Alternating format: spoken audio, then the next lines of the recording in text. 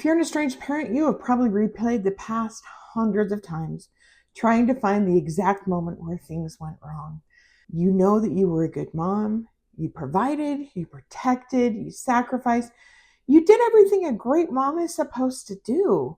So, why does it feel like your adult child is now looking through the lens of judgment?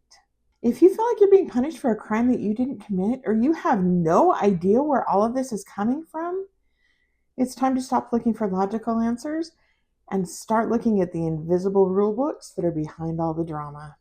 I promise the disconnect didn't come because you failed.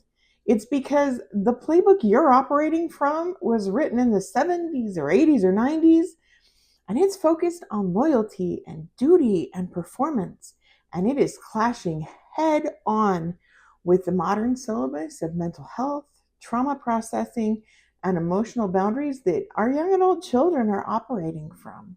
In this video, I'm going to be breaking down the good intentions rule, the unspoken timelines, and the real culprit that is really driving this entire breakdown. And it's probably not what you think. There are a whole lot of moms out there, though, who are still wondering how this happened and why the rules that she played by her entire life suddenly stopped working. There is a reason for it, and I hope that sharing it can help both estranged moms and their adult children start to see things from a different perspective. Let's start with that good intentions rule. These are the unspoken beliefs that many moms carry, that if our intentions were good, the outcome should also be good. But when an adult child brings up their past hurt, our brains automatically translate it into criticism. Far too often, the reaction becomes, well, I did the best I could, and I had the best of intentions, and now you're telling me that I hurt you? Mom is often genuinely confused because in her mind, those good intentions are enough. And in some ways, they actually secretly outweigh a child's right to be hurt. Instead of seeing the problem for what it is, she often feels like her character is being attacked. And that means that her efforts and her sacrifices weren't enough for you. I know there are a lot of you out there nodding your head right now saying, oh yeah. If you've ever felt that way, leave a comment below and let me know. Let's talk about it. Let's bring this stuff out of the shadows. If we're going to be fair, though, we have to acknowledge that that is only one side of this story. While mom is over here feeling wounded and attacked, what their adult child hears is a total dismissal of their reality. And honestly, that's often where the relationship breaks. The adult child ends up pushing harder, often using harsher language or tighter boundaries, while mom is feeling that this is unprovoked contempt. And before we know it, they're no longer speaking to each other. This isn't just a disagreement, though. This is a generation gap unlike any that has ever existed. Let's go back to the time that mom was raised in. Earth-shattering as it might sound these days, many parents of adult kids graduated from college, maybe even started their first jobs before Google even existed. And there was no such thing as the internet or AI or even email. Perhaps most important, though, is that back in that day, mom's whole worldview was shaped by her immediate community, the neighbors, the local church, their own parents, maybe even a few parenting magazines or whatever they saw on the news. In that world, being a good parent and well-meaning was the ultimate social currency. If the community agreed that you were a good mom, then you were a good mom. I promise we Gen Xers are not making this up either.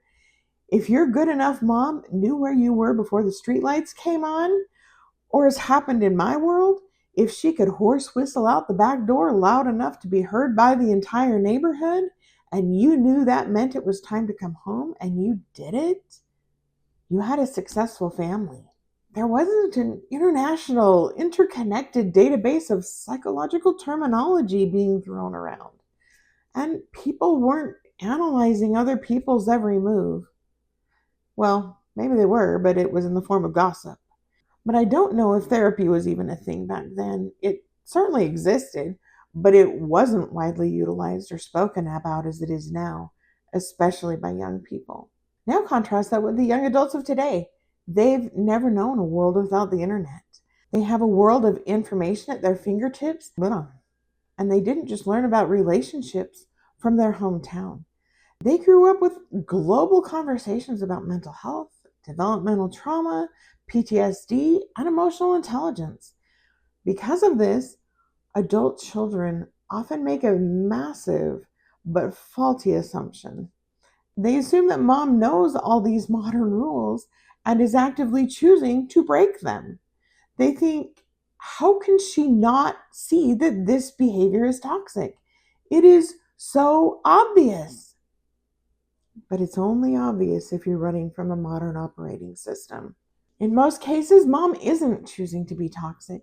She's literally speaking a different dialect of human relationship, and she's following what was modeled for her, but doesn't always realize that those things that she sees as good and loving and were good enough for her are now seen as overreaching, overbearing, controlling, and inappropriate. We're not giving anybody a free pass here to be right or wrong or to justify their position. It just is what it is. But it can create massive fractures in the relationship if it remains unaddressed. Now let's talk about the unspoken rules about the timelines. This truly is a tragic one that tears more families apart than they realize, because it's honestly one where both sides are right. Both sides believe they are doing what is good and healthy based on their own experience.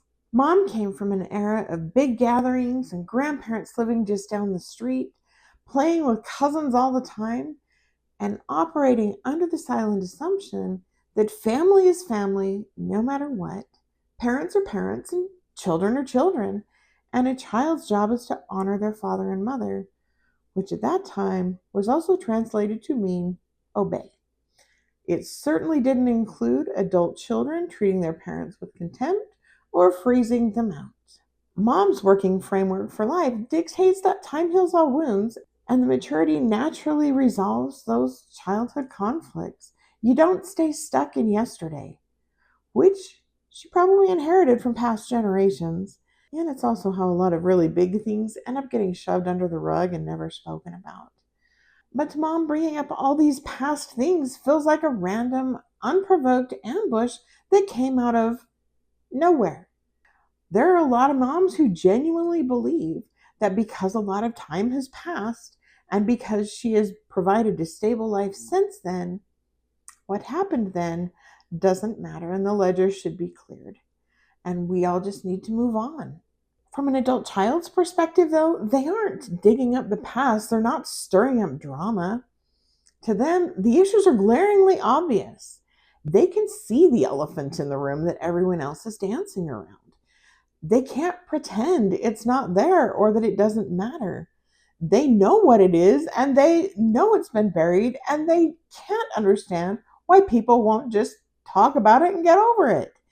They can also see that it is still massively affecting everyone, including mom.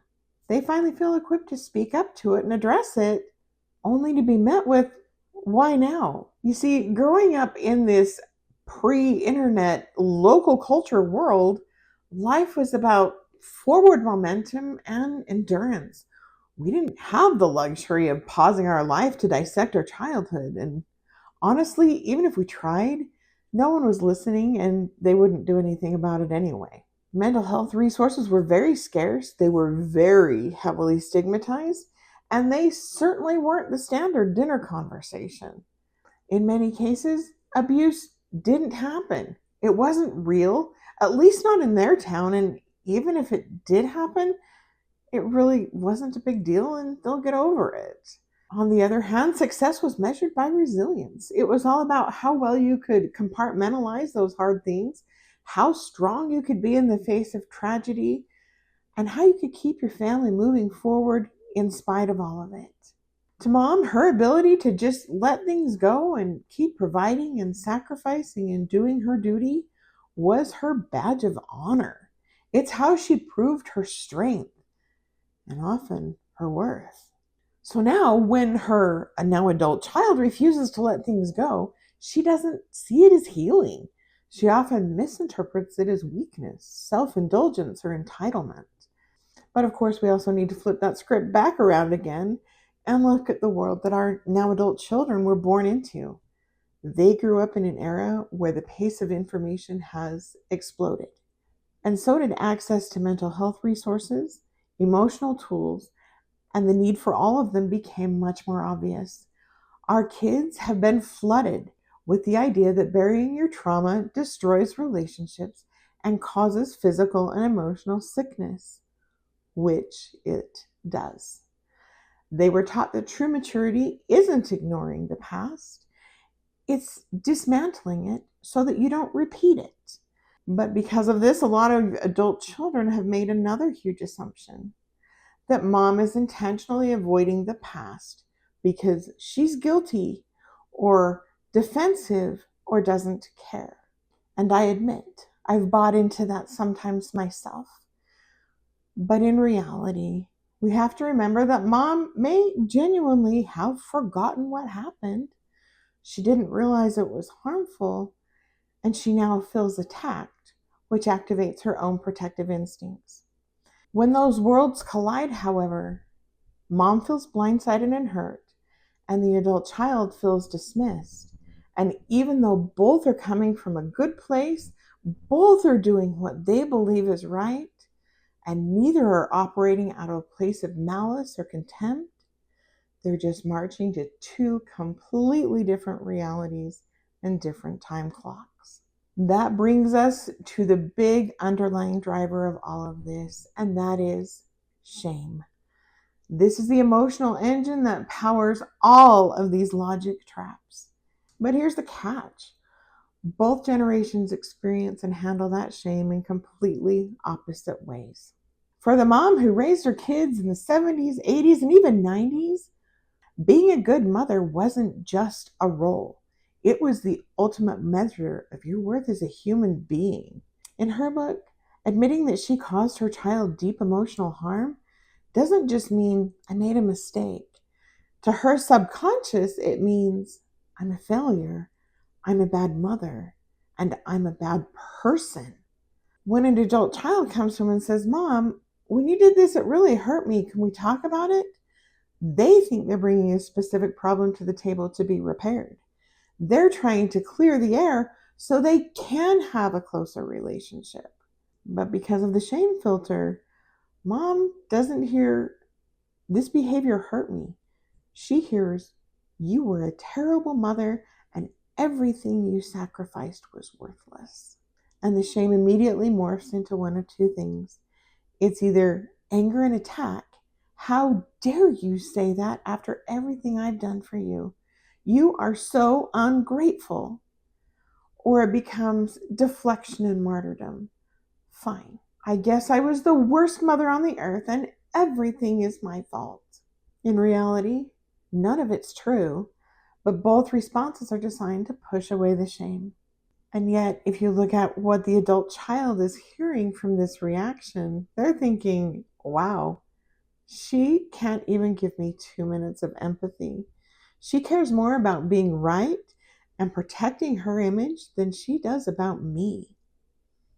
I can tell you, as an estranged daughter, that feels horrible. No matter how old your adult child is, it's incredibly damaging, especially if that is mom's go-to response and it has happened on repeat every time she's tried to talk to her about something important for as long as she can remember. Here's the part that makes me really sad though. In order to understand why mom often feels so fragile about all of this, we have to look at how shame was used when she was growing up. In that pre-internet era, shame was primarily used as a tool for social control. Communities, churches, and schools used fear and shame to keep people in line. If you didn't perform your role correctly, there were real consequences, and you were run out and judged by your community.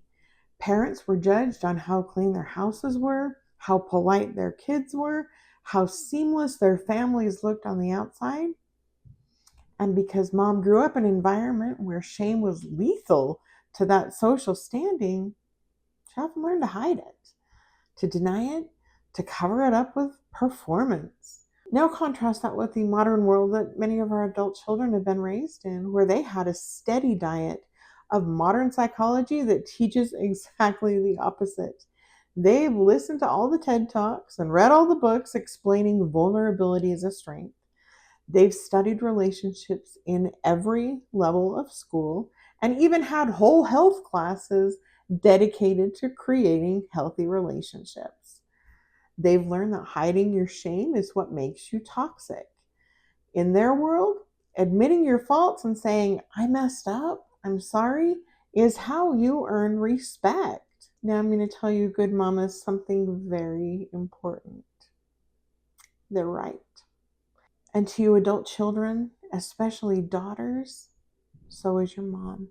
Her defensiveness isn't a sign of coldness or a lack of love or understanding. In reality, it's a sign of absolute terror. Mom's defensive wall is exactly as high as her hidden shame is deep. She doesn't have the same level of emotional resilience or recovery that you've been taught. And in her world, if she admits that her mistakes cracked the relationship, her entire identity as a good person and as a good mom will shatter. And so will her existence and her life's purpose. Now, that doesn't give either one of you the right to be abusive or dismissive to the other. It just means you're approaching the same problem from very, very different perspectives. On one side, you have a mother who feels entirely unappreciated for a lifetime of genuine service. And on the other side, you have an adult child who feels entirely unseen, unloved, unsafe, and unprotected by the person who brought them into the world and is supposed to love them the most. If you try to solve this with any kind of logic, you will only end up pointing fingers. Mom will say that her child is selfish and cruel and overly sensitive, and the adult child is going to say mom is narcissistic and stuck in denial. But when we step back and look at these two invisible rule books that have been at play, there's something profound that we can realize. The enemy isn't your mother, and it isn't your adult child.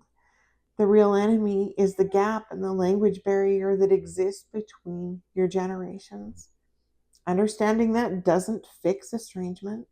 It doesn't mean that you have to suddenly agree or compress your boundaries or pretend that the past didn't happen or that it didn't hurt. For you moms that are still watching, hopefully this gives you permission to stop taking things so personally and frantically defending your character. For you adult children who are watching, you can stop waiting for your parent to use all the psychological tools that they simply don't possess. Estrangement doesn't have to be the end result of all of this. When there's a gap like this in these rule books, it's going to take effort from both of you to bridge the gap. But remember, the gridlock ends when one person chooses to stop arguing. They're willing to step out of the logic trap and say, I can see that we are operating from two very different worlds. How can we find a way to bridge this? And the other one says, you're right. I'm willing to come to the table and figure it out. If you made it this far and you're still wondering how we got into this place or why it's so hard to make any sense out of any of this and how to get out of these logic loops, check out that video right up there. Thanks for watching. I'll see you over there.